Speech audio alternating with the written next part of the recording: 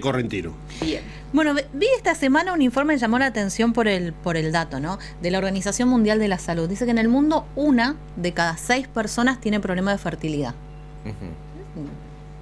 Parece mucho, ¿no? Sí, parece mucho. Un porcentaje, si vos después lo ves, un porcentaje importante. Y tengo la sensación que todavía es un tema medio tabú.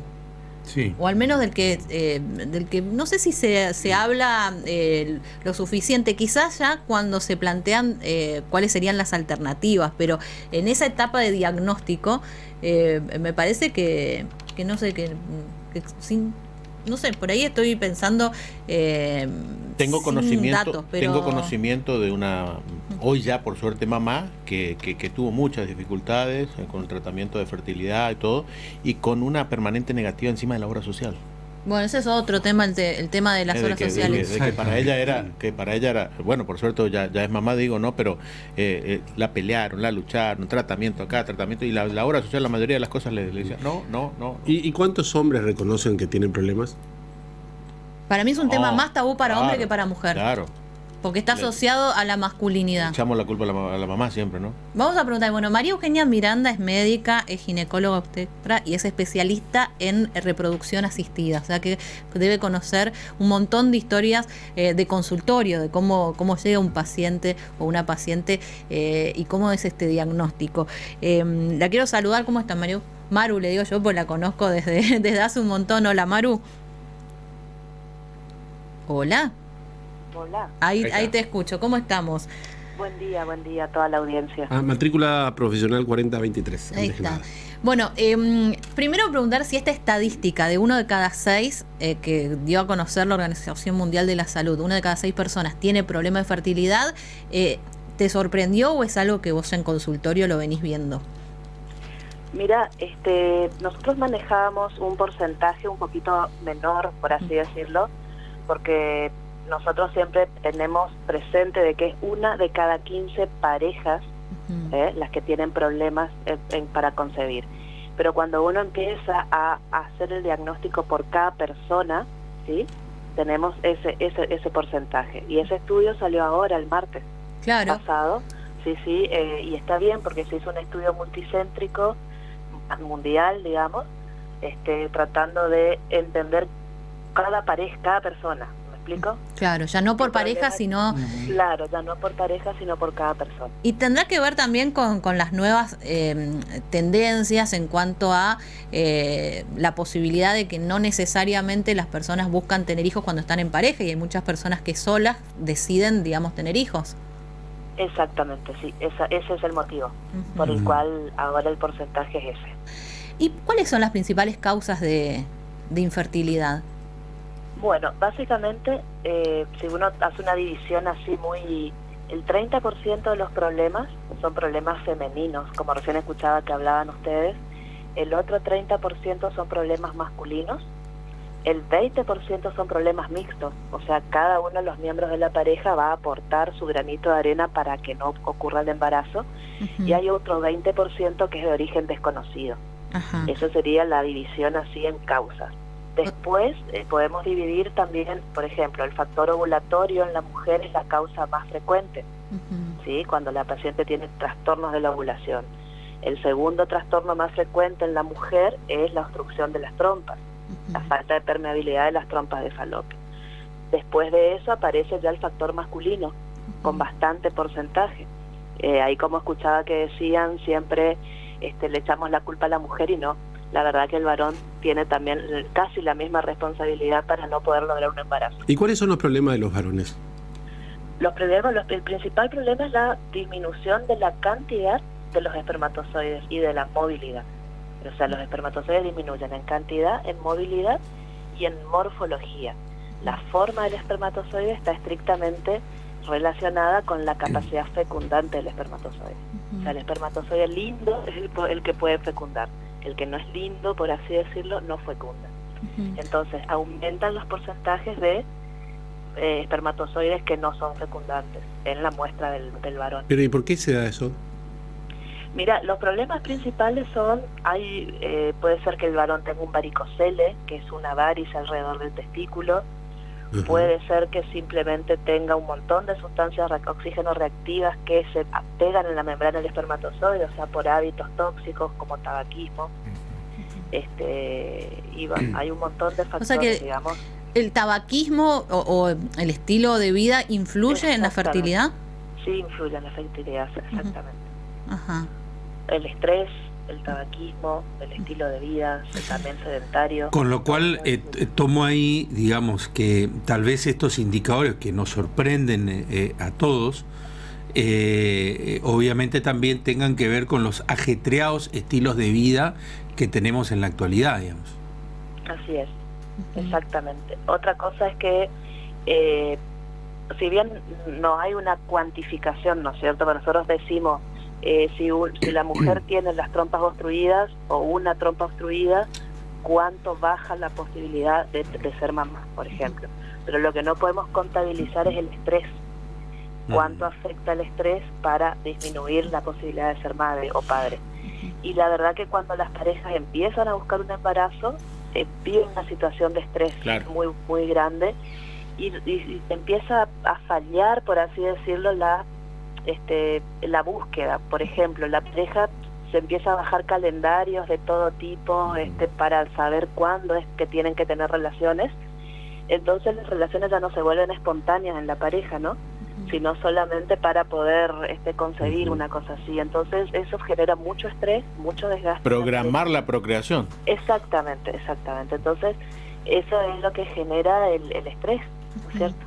Estar todo el tiempo pendiente de un calendario, por ejemplo, hoy es el día, y resulta que hoy el hombre se tuvo que ir a Itatí a hacer una diligencia y volvió a las 12 de la noche y con muy pocas ganas. Entonces, si jugó y justo era hoy, según el calendario, ¿no es cierto? Chau, una pelea, ¿me explico? O sea, eso es lo que vemos todo el tiempo en el consultorio.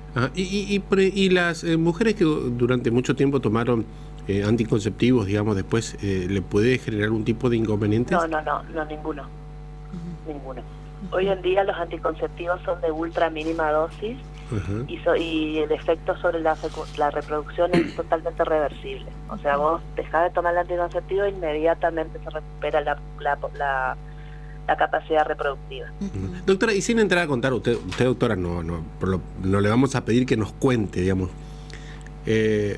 pero que nos comente, a ver, si yo, a ver, con mi pensamiento machista, machirulesco de un hombre de 48 años, me llego a enterar de que tengo algunos inconvenientes para procrear, la verdad que me va a afectar mi masculinidad, digamos. ¿Usted ve muchos estos casos? Muchísimos. Sí, vos sabés que los últimos en hacerse los estudios son los varones. Claro. Generalmente vienen a la consulta, pero no acatan, digamos, la consulta, no sé cómo decirte. Ellos son los últimos los que se hacen los estudios. Es decir, perdón doctora, el estudio en estas situaciones en pareja. Claro, lo ideal sería que la pareja consulte y que empecemos los estudios a los dos miembros de la pareja en simultáneo. Y la mujer... es la que siempre tiene la culpa. No, pero aparte de esta, por allí, respuesta muy machista, la mujer hace todos los estudios, los análisis, el seguimiento de la recomendación profesional y el hombre es el que casi siempre se resiste. Claro, se resisten y encima es un solo el estudio más importante, por así decirlo, el varón, que es el espermograma. Güey, hace cuenta, no sé, que tiene que hacerse un trasplante de cerebro y esto un lío, un escándalo. ¿Qué gráfico ese? Bueno. Sí, suelen volver las pacientes diciendo, no, usted sabe que mi marido no se pudo hacer todavía y no se pudo hacer, y así van pasando los meses y las consultas y no se hacen los estudios. Sí. Y cuando indicamos una cirugía, por ejemplo, muy fácil. Sí, pues. Claro, encontramos un varicocele, un hidrocele, que es lo que está afectando toda la serie espermática, y decimos, bueno, no, esto hay que operar, y yo mando, por ejemplo, a un urólogo que trabaja conmigo de mucha confianza para operar a esos pacientes, y resulta que nunca se van, nunca. Ahí, chau. Cuando tienen que hacerse algo más, no lo hacen. ¿Qué? ¿Está asociada a la infertilidad, la impotencia masculina? No. Porque quizás por ahí también pase los miedos. Hay claro, bueno, en síntesis, o sea, si la persona es impotente va a ser infértil, pero porque no tiene relaciones, ¿me explico? Claro. Pero no porque tenga un problema en sí. Ahora quiero ver las alternativas, pero el tema de la edad en las mujeres es como que está bastante más claro, pero ¿y los hombres? Mira, hoy en día se está hablando mucho más de qué pasa con los espermogramas de hombres mayores de 40 años. Cuando nosotros ya no tenemos, esa es mi opinión personal, ¿no? Cuando ya no tenemos a dónde buscar el problema, empezamos también a buscar el problema más específicamente, por así decirlo, en el varón. Pero lo que se sabe a ciencia cierta es que a partir de los 60 años, sí, efectivamente, la calidad espermática disminuye. El varón cuenta con una gran ventaja, que va a tener espermatozoides durante toda la vida. A medida que pasa el tiempo en los varones hay otros problemas, ¿no es cierto? Hay problemas metabólicos, problemas de, qué sé yo, que hacen que no tengan la misma dinámica, por así decirlo. Por allá empieza a aparecer la impotencia, o sea, se vuelven hipertensos, diabéticos, hipercolesterolémicos, y bueno, imagínate que todo eso afecta, ¿no es cierto?, en la actividad sexual de ese varón. Pero él tiene espermatozoides en el testículo y los va a tener durante toda la vida, y esa es la gran diferencia con la mujer. La mujer nace con una cantidad determinada de óvulos. A partir de la pubertad esos óvulos se empiezan a gastar todos los meses, porque es un solo óvulo el que sale del ovario cuando se ovula, y otros tantos mueren en el intento cada mes. O sea que la mujer tiene dos problemas: por un lado la edad, y por otro lado que algún día se le terminan los óvulos. Claro. ¿Y cuáles son las alternativas? Porque algunas de las causas de infertilidad que nos estás contando, uno imagina son temporales. Por ejemplo, el tema del estrés, uno dice, bueno, si esa pareja no tiene ningún problema físico, digamos, si resuelve de otra manera la cuestión, va a poder tener un hijo. Pero, ¿qué pasa con esas causas que requieren de alguna técnica distinta porque son más permanentes? Recién decías, hay una cirugía que se le puede hacer al hombre en el caso de esta especie de varice que puede tener, pero ¿y otras causas que requieren otras técnicas? ¿Cuáles son, por ejemplo, las que se utilizan? ¿Y cuán accesibles? Después vamos a la pregunta que creo que con la cual Marcelo empezó la charla. ¿Cuán accesibles son? ¿Las obras sociales las cubren? Claro, el tema es que lo más importante es la evaluación de la pareja, ¿no es cierto? O de la persona en este caso. La evaluación, nosotros tenemos que determinar básicamente en la mujer si esa mujer ovula, ¿no es cierto? Si esa mujer tiene sus trompas permeables, eso es lo importante. Y si no tiene ningún problema asociado, por ejemplo, hipotiroidismo, hiperprolactinemia, problemas hormonales asociados, y entonces una vez que nosotros hacemos todo el diagnóstico, si tiene, por ejemplo, las trompas obstruidas, y bueno, hay que operarle las trompas. Hay que hacer una cirugía laparoscópica para permeabilizar esas trompas, ¿no es cierto? Si tiene, por ejemplo, un hidrosalping, que es una de las trompas dilatadas y llenas de pus, bueno, hay que sacar esa trompa. Y todo eso tiene más que ver, no tanto con la obra social y con todo eso, sino con la capacidad del médico que atienda al paciente. ¿Me explico? Sí. El médico tiene que estar capacitado para determinar esas cosas y saber resolverlas. Todas esas son cirugías que se hacen, lo que pasa que no las hace todo el mundo, entonces ahí se complica un poquito más, pero la mayoría de las cosas siempre se pueden resolver. O sea, la mayoría de los problemas que nosotros diagnosticamos se pueden resolver. Por ejemplo, la obstrucción de trompas distal, o sea, cuando no la obstrucción proximal, o sea, cuando la trompa está obstruida desde el inicio, bueno, eso ya no, pero si tiene otra alteración en el trayecto de la trompa, sí. Y lo mismo pasa con el varón cuando tiene un varicocele, un hidrocele, etcétera. Entonces, todo eso se puede mejorar haciendo bien la evaluación inicial, ¿me explico? Sí. Entonces todo eso podemos nosotros tratar, y todos esos son tratamientos también de fertilidad, ¿no es cierto? Que en realidad depende mucho de la capacidad del médico tratante, ¿me explico? Sí. Ahí está. Y la fecundación Ahora, y una vez que nosotros, si nosotros ya tenemos todo el diagnóstico hecho, por ejemplo, la señora tiene nomás sus trompas obstruidas y no hay posibilidad de reconstrucción quirúrgica, y tiene que ir a una fertilización in vitro. Si el señor, a pesar de haber tratado todos los factores que nosotros encontramos, no nos aporta una cantidad suficiente de espermatozoides, ese también es una indicación de fertilización in vitro. Esas son las dos indicaciones principales. Después también la falla de todas estas técnicas sencillas, digamos. O sea, si yo permeabilizo las trompas de la señora, trato de que tener un mejor espermograma en el marido y empezamos a hacer los tratamientos sencillos para que se embarace y no se logra, ese también es un motivo por el cual podemos llevar un in vitro. Una persona sola que quiere tener un hijo, o sea, porque ahora hay sobre todo muchos casos por ahí tan reconocidos a través de la subrogación de vientres y demás, pero una mujer sola, a ver, que quiere tener un hijo, ¿qué alternativas tiene? Y acá tenemos trabajar con un semen de banco.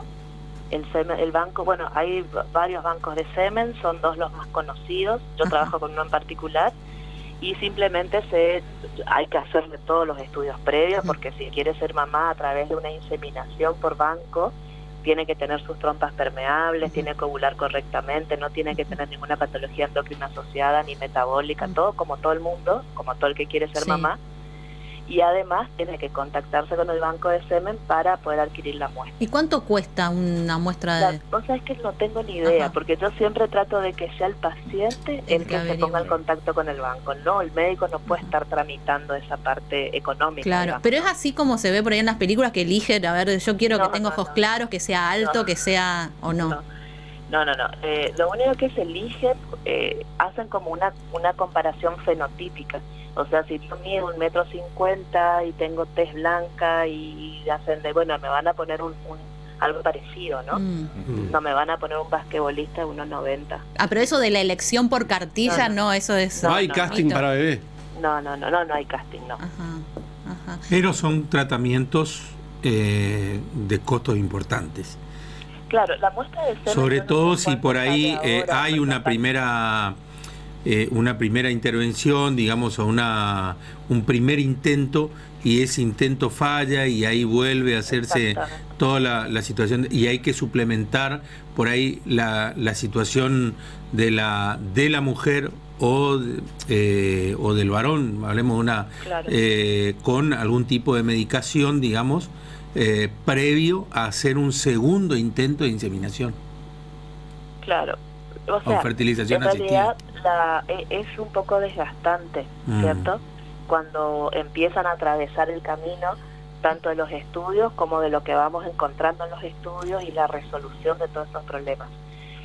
Yo lo que siempre creo, o lo que siempre trato, es que el paciente siempre tiene que comprender lo que sucede y por qué sucede. Cuando uno logra que el paciente entienda, ahí tenemos un apoyo mejor, digamos. Es como que los pacientes se ponen al hombro también en el tratamiento y tratan de hacer lo que puedan. Aparte, la fertilización in vitro no es la primera instancia. Eso es lo que también todo el mundo piensa. No, yo seguro voy a tener que ir a una in vitro, y no. La in vitro es la última, es el último recurso. Bueno, Maru le digo yo, pero doctora Miranda, que es especialista en fertilización, gracias por tu tiempo. Digo, me quedaron un montón de preguntas que seguramente en otro momento. El tema de, no sé, por ejemplo, ¿qué pasa con, por qué son probables los embarazos múltiples cuando hay los tratamientos? ¿Qué pasa con el tema de congelar los óvulos, que en algún momento también se puede presentar como una opción? Así que seguro en otro momento seguimos hablando de esto, ¿sí? ¿Cómo no? Dale. No tengo ningún problema, a disposición. Bueno, esta la doctora María Eugenia Miranda es ginecóloga, obstetra, y hablando de esto. Así que a los hombres les cuesta asumir... ¿Qué cosa? Y dijo que el del porcentaje es lo mismo, 30% hombres, 30% mujeres. Perdón, yo no he hablado de una cuestión vinculada a esto de la inseminación artificial o de la asistencia, pero al hombre nos cuesta ir al médico. Al hombre le cuesta ir al médico. El hombre no quiere. Imagínate para hacer hombre, esto. claro, encima en esta. O sea, si son machote para ir al médico, imagínate si tenés que... No, machote para hacer un estudio a ver, de esto. yo te digo en mi caso, yo tengo que estar ya liquidado para ir al médico. Porque así siempre, bueno, tirá un poquito, aguantá un poquito, buscás alternativas, pues si no, no voy al médico. Y eso que tengo un médico de cabecera que es excelente, o sea, pero no, es como que hay cuestiones que hasta son invasivas para nosotros. O sea que el otro día, la derivaciones que tiene este debate, estaba escuchando un debate de una ONG o un grupo de personas que plantea la adopción de embriones congelados. Viste que daba para otra charla, que vos cuando, digamos, no sé, congelás embriones o buscás, parece que son varios y algunos después se terminan descartando. Entonces decían, bajo la misma concepción del inicio de la vida, desde la concepción, esos embriones congelados, ¿por qué no dárselos a una pareja que por ahí no tiene los recursos económicos para acceder a un tratamiento y hacer como una especie de adopción de un embrión? Otros dicen, no, es una locura, o sea, son mis embriones que yo los tengo y los voy a usar cuando considero, si no, no, porque no son más que células, digamos, combinadas. Pero qué debate profundo, plantear si, por ejemplo, como decía Miguel, son todos tratamientos que tienen un costo elevado. Ante la posibilidad de que ese material se pierda, ¿por qué no darle la posibilidad a otra persona con un embrión congelado de otra pareja que no lo va a utilizar? Bueno, parece todo muy, digamos... Igual me quedó un cuestionamiento en torno a la asistencia. Si bien vos no elegís que sea rubio o claro, todo, medianamente sí te elegís. De que no sea muy alto, que no sea muy bajo. O sea, tratan de buscar un patrón similar al tuyo. Sí, no sé si vos elegís o te lo dan ya. O sea, ya te vino el... No sé. Dice, bueno. Bueno, 9:30. Bueno, nos vamos a la pausa. Nos queda media hora de equipo de noticias todavía. Les